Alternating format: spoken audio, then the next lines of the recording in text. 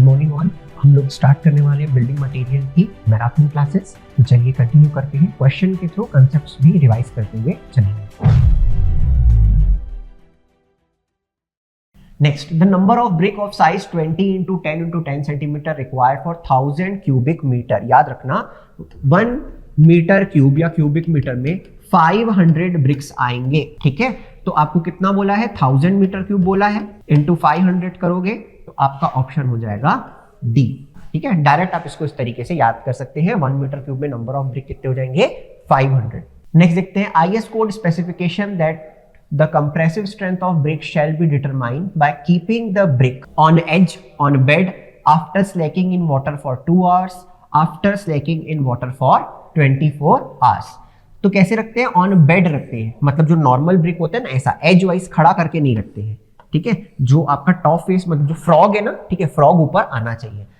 तो bed on bed रखेंगे और कितनी देर के लिए इसको इमर्स करते हैं, 24 आवर्स के लिए। कितनी देर के लिए इमर्स करते हैं, 24 आवर्स के लिए। आपका करेक्ट आंसर हो जाएगा 2 and 4। करेक्ट आंसर हो जाएगा आपका 2 and 4।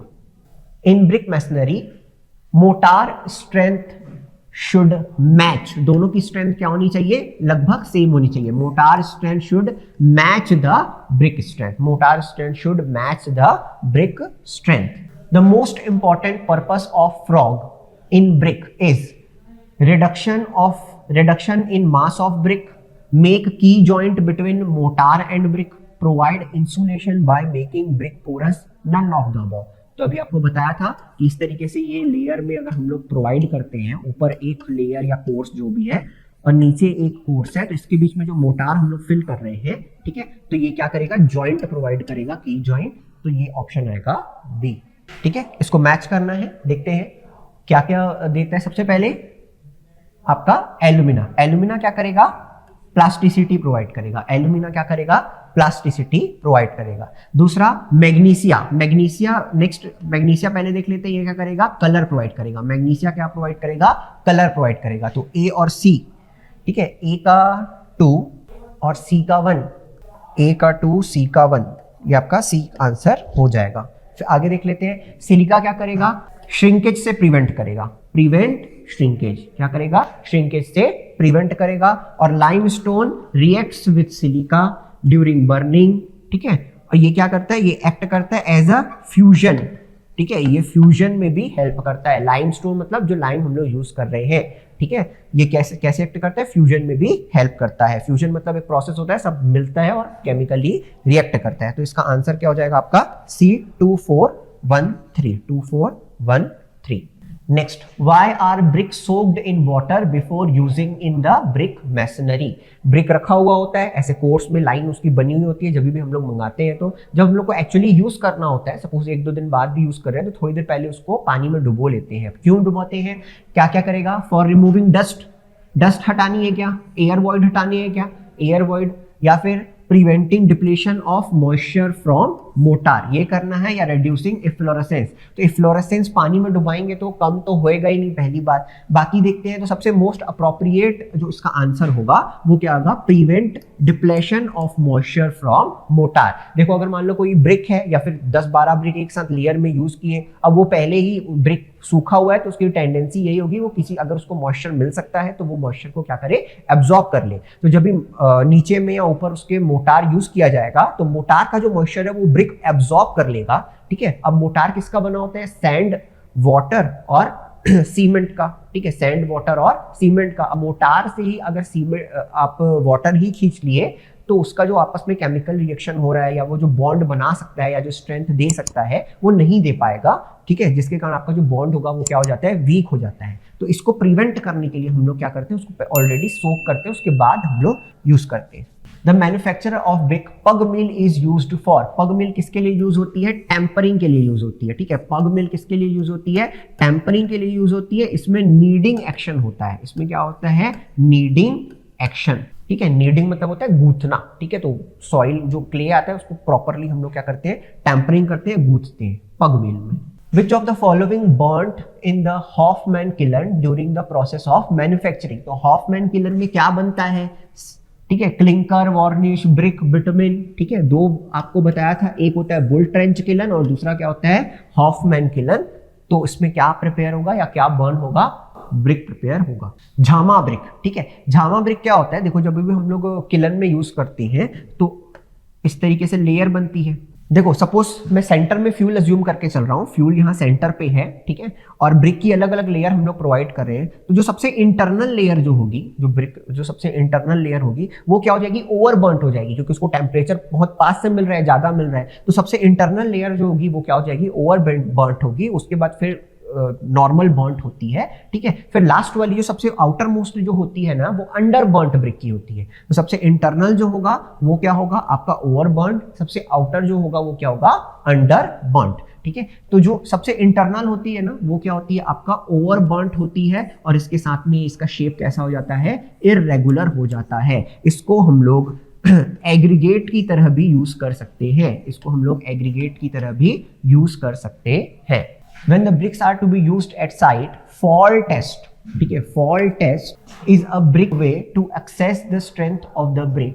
In this test, the brick should not break when it is dropped on hard ground from a height of, ठीक है। अगर मतलब उसकी स्ट्रेंथ ब्रिक की नॉर्मली हम लोगों को टेस्ट करना है फील्ड पे, ठीक है, उतना सारा इक्विपमेंट वगैरह अभी है नहीं अपने पास, तो एक रफ आइडिया अपने को देखना है। तो क्या करेंगे, ब्रेक उठाएंगे 1 मीटर हाइट तक, मतलब रफली इतना कंधे तक उठाएंगे और उसको क्या करेंगे, छोड़ देंगे। यदि उतनी दूर गिरने पर भी वो टूट जा रहा है, मतलब ब्रेक की स्ट्रेंथ अच्छी नहीं है। तो कितने हाइट तक, 2 मीटर, कितने हाइट तक, 2 मीटर, ठीक है, या फिर अगर फीट में बोलेंगे तो 1 मीटर या 3 फीट रफली। Maximum presence of water consumption of second class, ठीक है। फर्स्ट क्लास का क्या होता है, फर्स्ट क्लास का होता है आपका 20%, सेकेंड क्लास का होता है 22%, थर्ड क्लास का होता है 25%। तो ये आपसे पूछा है सेकेंड क्लास का, तो सेकेंड क्लास का होएगा आपका 22%। The portion of brick cut across width, ठीक है, विड्थ के अक्रॉस इस तरीके से कट करेंगे तो ये क्या बनेगा आपका बैट, क्या बनेगा bat.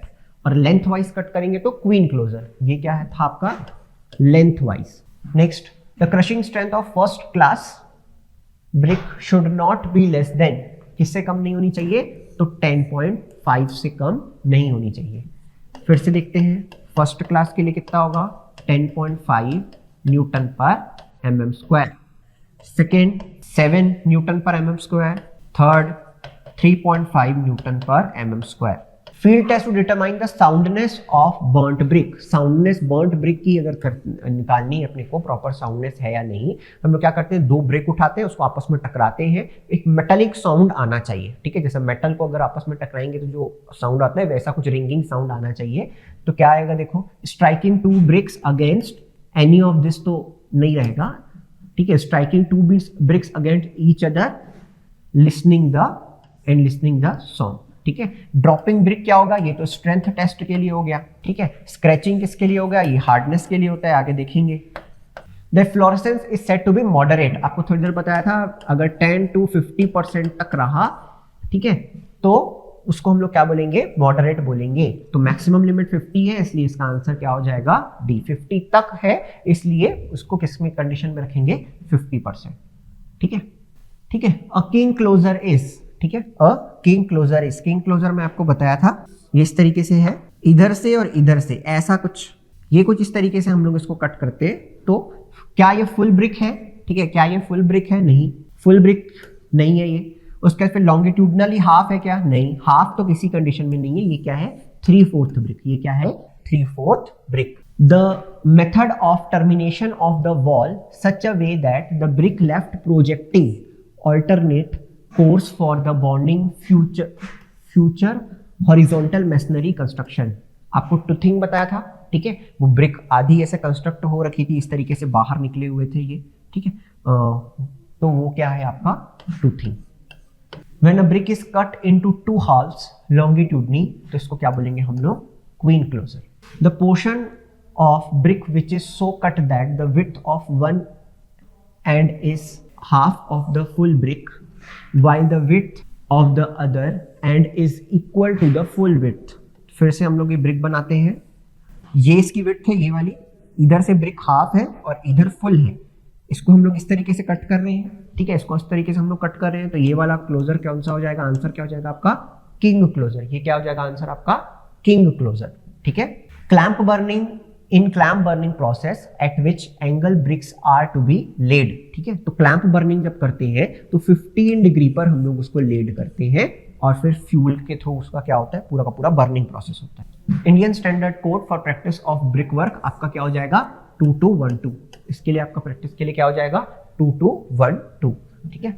A bond in which the bricks are kept at inclination to the direction of wall, ठीक है, ये क्या हो जाएगा आपका रैकिंग बॉन्ड। इसमें क्या होता है, इंक्लिनेशन में जब भी रहता है तो क्या होता है आपका ranking bond. Which class of BRICS has the following quality, soft and have lighter colour, crumble even on light crushing, ठीक है। तो ये किसका है, फर्स्ट क्लास का है क्या, नहीं, फर्स्ट क्लास की तो वेल डिफाइंड प्रॉपर्टी होती है, ओवरबर्न्ट का भी नहीं है, सेकंड क्लास ब्रिक का भी नहीं है। सेकंड क्लास ब्रिक में भी थोड़ी तो स्ट्रेंथ रहती है। तो जो अंडर बर्न्ट ब्रिक होते हैं, जो अंडर बर्न्ट ब्रिक होते हैं, इसमें हम लोग यूज करते हैं, ये इसकी क्वालिटीज है। अंडर बर्न्ट ब्रिक जो है वो सॉफ्ट होंगे, ठीक है, लाइट कलर होगा, और ये क्रम्बल, थोड़ा सा ही अगर उसमें प्रेशर लगाओगे तो वो क्या हो जाएगा, टूट जाएगा। According to IS 1077, the class 10 bricks are the bricks having thickness more than 10 centimeter, tensile strength not less than 10 centimeter, compressive strength not less than 10 centimeter, not less than 10 Newton per mm square, length more than 10 centimeter। तो जो भी IS classification है ये किस पे define होता है, strength define करता है न्यूटन पर mm स्क्वायर में। स्ट्रेंथ डिफाइन करेगा किस में, डिफाइन करेगा न्यूटन पर mm स्क्वायर में। और ये जो स्ट्रेंथ होगी वो कौन सी होगी, कंप्रेसिव स्ट्रेंथ। ये जो स्ट्रेंथ होगी कौन सी होगी, कंप्रेसिव स्ट्रेंथ। सी ऑप्शन आपका सही।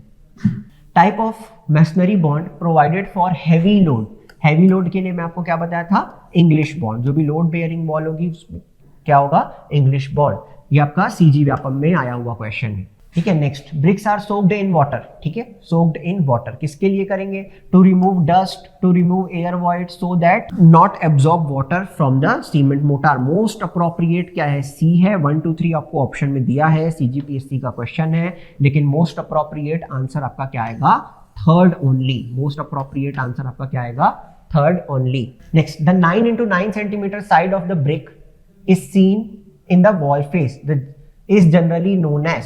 तो अगर हम लोग देखें ये इस तरीके से, ये वाला जो फेज है ये क्या है, 9 into 9 है। अब ये पूरा मेरे को सामने, अगर मैं किसी ब्रिक को देख रहा हूँ सामने से, मेरे को ये दिखाई दे रहा है, तो ये जो बॉन्ड होगा इसको हम लोग क्या बोलेंगे, हेडर बॉन्ड, ठीक है। 9 into 9 वाले पोर्शन को हम लोग क्या बोलते हैं, हेडर। 9 into 9 वाले पोर्शन को हम लोग क्या बोलते हैं, हेडर, ठीक है।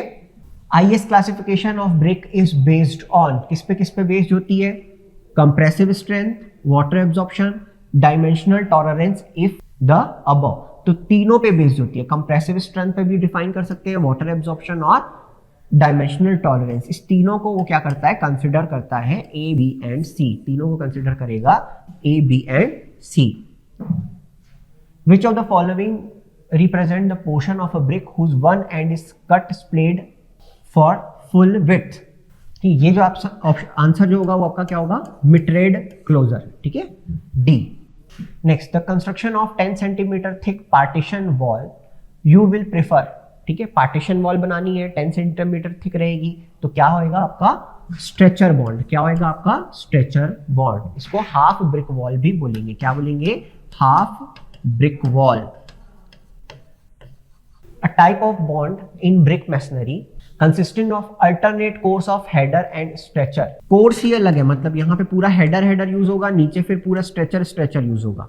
तो इस तरीके का बॉन्ड किस में रहता है आपका, इंग्लिश बॉन्ड में। इस तरीके का बॉन्ड किस में रहता है, इंग्लिश बॉन्ड में, ठीक है। ये इजी टू कंस्ट्रक्ट है, इसमें लेबर का कोई सुपीरियर लेबर और या स्किल रिक्वायरमेंट नहीं होती। लोड बेयरिंग कैपेसिटी इसकी सही होती है या अच्छी होती है।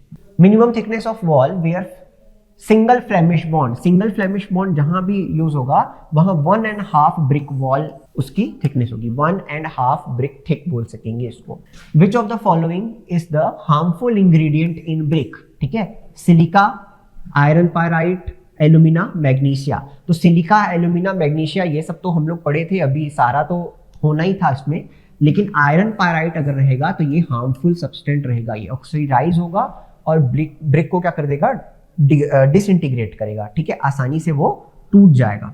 Next, loading rate to test the compressive strength of brick कितना होता है 14 न्यूटन पर mm square per minute, newton पर mm स्क्वायर पर मिनट होगा। The defect which causes the deformation of shape of brick by rain water, ठीक है, by rain water falling on the hot brick. तो इसका जो answer होगा वो क्या होगा आपका चफ्स, इसका जो आंसर होगा वो क्या होगा आपका चफ्स, ठीक है। देखे थे स्पॉट्स जो होगा वो सरफेस पे कुछ स्पॉट फॉर्मेशन होगा, ये सल्फाइड के कारण होगा, ब्लिस्टर एंट्रप्ट एयर के कारण होगा, ब्लोटिंग अगर उसका वॉल्यूम चेंज होएगा, ठीक है। If the brick sample is yellowish in colour it indicates, yellowish अगर हो गया तो येलो टिंट कौन प्रोवाइड करता है, मैग्नीशिया। येलो टिंट कौन प्रोवाइड करता है, मैग्नीशिया। तो एक्सेस मैग्नीशिया इसका आंसर होगा, क्या होगा, excess magnesia. Good brick earth should contain 20 to 30% क्या, एल्यूमिना। सेकेंड है 50 to 60 silica, 20 to 30% alumina. Which of the following are the reason for the popularity of brick construction material? They are cheap and locally available in all places. They are durable, possess fairly good strength, ठीक है, और they are good insulating property against the heavy heat and sound. तो तीनों ही है, आपका answer हो जाएगा D, A, B and C. Next, which of the following pairs give a correct combination of the useful and harmful constituent?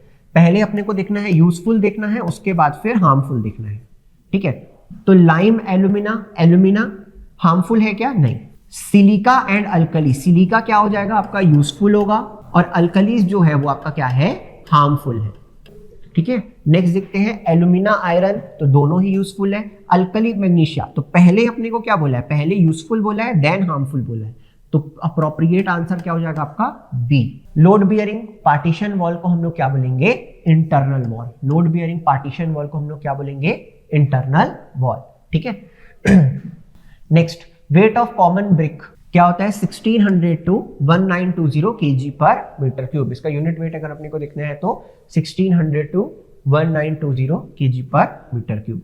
As per 3495 to find the compressive strength of brick load is applied, अभी देखे थे 14 newton पर mm square per minute, 14 newton पर mm square per minute, ठीक है। अब brick की strength को हम लोगों को यहाँ पे मैच द फॉलोइंग देखना है। सबसे पहले 140 kg पर सेंटीमीटर स्क्वायर होगा आपका ग्रेड ए के लिए, 105 होगा आपका ग्रेड ए के लिए, 70 होगा ग्रेड बी के लिए, और 35 होगा ग्रेड सी के लिए। तो लास्ट में 3-4 आना चाहिए, देखो लास्ट में 3-4 इसमें भी है, इसमें भी है। फर्स्ट का 2, फर्स्ट का 2, बी का 1, 3 and 4, ये आंसर आ गया आपका सी, आंसर आ गया आपका C. Consider the following statement, 3583 burnt clay paving brick के लिए है, 5779 है बर्न्ट के सोलिंग ब्रिक के लिए, 3952 हॉलो ब्रिक के लिए, और 2222 है आपका बर्न्ट के ले ब्रिक के लिए। इसमें क्या क्या सही है, तो याद रखिएगा ये जो 3 है वो सही है, ये जो 2222 है ये परफोरेटेड ब्रिक का IS कोड है। परफोरेटेड ब्रिक कैसा होता है, ये पूरा ब्रिक है तो इसमें यहाँ पे ये स्पेस रहेगा, यहाँ पे ऐसे बीच में हॉलो रहेगा, इंसुलेशन प्रॉपर्टीज रहती हैं इसकी, ठीक है, इसकी क्या रहेगी, इंसुलेटिंग प्रॉपर्टीज। तो 1 2 3 सही है, आपका आंसर हो जाएगा A. The permissible compressive strength in brickwork, ये भी याद रखिएगा 2 to 3.5 न्यूटन पर mm स्क्वायर रहता है, 2 to 3.5 न्यूटन पर mm स्क्वायर रहेगा। फील्ड टेस्ट टू जज the hardness of burnt brick, hardness test करनी है तो ड्रॉपिंग, अगर ड्रॉप करेंगे तो क्या होगा, स्ट्रेंथ होगा, ठीक है। स्ट्राइकिंग टू ब्रिक होगा वो क्या होगा आपका, साउंडनेस होगा। Scratching the surface, scratching the surface होगा इसका अप्रोप्रिएट आंसर। झामा ब्रिक हम लोग पढ़े थे, एक क्वेश्चन इसका और देखे थे, कैसा है ये, ओवर बर्न्ट है इरेगुलर शेप में, ओवर बर्न्ट है इरेगुलर शेप में, ठीक है। ये क्वेश्चन एक किए थे, फिर से देख लेते हैं। सबसे पहले क्या होगा, अनसॉइलिंग 6, उसके बाद क्या होगा, डिगिंग 1, उसके बाद क्या होगा, वेदरिंग 2, उसके बाद फिर होगा आपका ब्लेंडिंग 5, फिर टेम्परिंग और लास्ट में मोल्डिंग, टेम्परिंग और लास्ट में मोल्डिंग आपका आएगा आंसर ए, ठीक है। Dehydration, complete removal of moisture from brick takes place, तो याद रखिएगा डिहाइड्रेशन जो होता है वो होगा 400 to 600 डिग्री, उसके बाद होगा ऑक्सीडेशन 600 to 900 डिग्री, उसके बाद होगा विट्रिफिकेशन जो होगा 900 to 1200 डिग्री पे। ठीक है, ये प्रोसेस भी याद रख लीजिएगा, सबसे ये सीक्वेंस याद रख लीजिएगा। डिहाइड्रेशन होता है, फिर ऑक्सीडेशन, फिर क्या होता है, विट्रिफिकेशन। तो आपको सिर्फ डिहाइड्रेशन पूछा है तो 400 से 600 या 700 के रेंज में कौन सा ऑप्शन दिख रहा है, ये तो 425 टू 765। चलिए लास्ट देखते हैं। Presence of alkali will make the brick to fuse, twist and warp, to fuse, twist and warp. तो ये कुछ 70 अप्रॉक्स क्वेश्चन थे, हम लोगों ने ब्रिक के देखे। आगे ही ये सीरीज जो रहेगी वो कंटिन्यू रहेगी, एक एक टॉपिक वाइज हम लोग 50 to 70 question, most appropriate question जिसमें सारे कंसेप्ट्स भी क्लियर हो जाए। ये सारे क्वेश्चन जो आप लोगों ने देखे थे वो अलग अलग स्टेट के थे, जेईई लेवल के थे, ईएससी के क्वेश्चन के थे, ठीक है, गेल के थे। तो इस तरीके से अलग अलग क्वेश्चन का कलेक्शन एक 50 टू 70 क्वेश्चन का रहेगा और हर टॉपिक पे रहेगा। उसको हम लोग मैराथन क्लासेस के थ्रू, कंसेप्ट के थ्रू आगे हम लोग कंटिन्यू करते जाएंगे। ठीक है, थैंक यू।